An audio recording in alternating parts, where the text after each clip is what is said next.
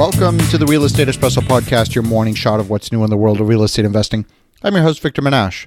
On today's show, we're talking about the top 3 employee retention mistakes that I see employers make over and over again. It's been said that people are the key to your business, and that's true of any business. Real estate is just a business like any other business. Employee turnover is incredibly expensive for any business for multiple reasons.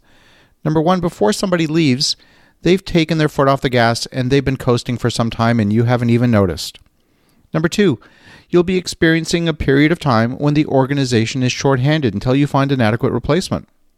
And number three, you need to spend the time and money to train somebody new after you've already spent that money at least once before, perhaps more.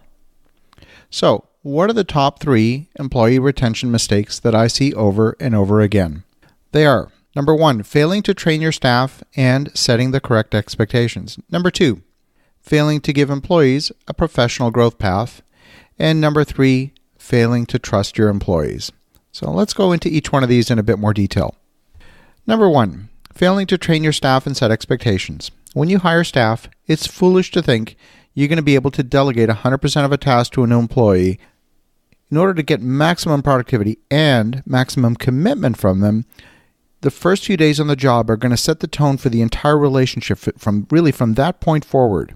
On their first day on the job, unless it's a true startup situation, they should have everything ready to start doing their work.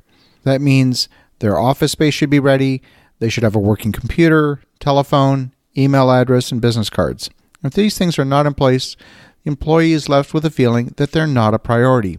If they don't feel valued on the first day on the job, they're going to reciprocate that feeling back to the company. The most important thing is to take the time and train your new staff, make sure that they have clearly set expectations for what you need them to do. When expectations are not clear, the employee is left feeling like they've been set up for failure. Working for an employer is like playing a game, and everyone wants to win. When someone plays a game and they don't know the rules and they're not winning, they will eventually quit. Number 2, the second most common employee retention mistake is failing to give employees a professional growth path. The need for professional growth is one of the 6 fundamental human needs. When we talk about professional growth, many employers think we're talking about the need to continually promote someone into a higher position in the company and offer them a higher salary. And that misconception causes many employers to fail to provide true, meaningful growth opportunities.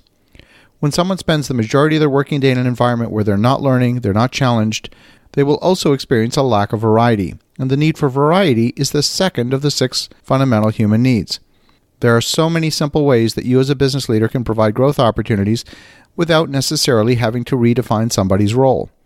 You can create special projects that have a defined start and end because it's a special project. There's no ongoing expectation that the employee is going to be promoted or get some fancy title.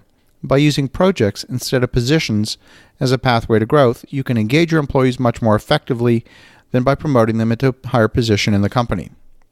And number 3, the third most common retention mistake is failing to trust your employees. When employees feel like their employer doesn't trust them, they feel like they can do nothing right. Again, people want to win. If an employer is always micromanaging an employee, then they're destroying trust, and more importantly, destroying initiative.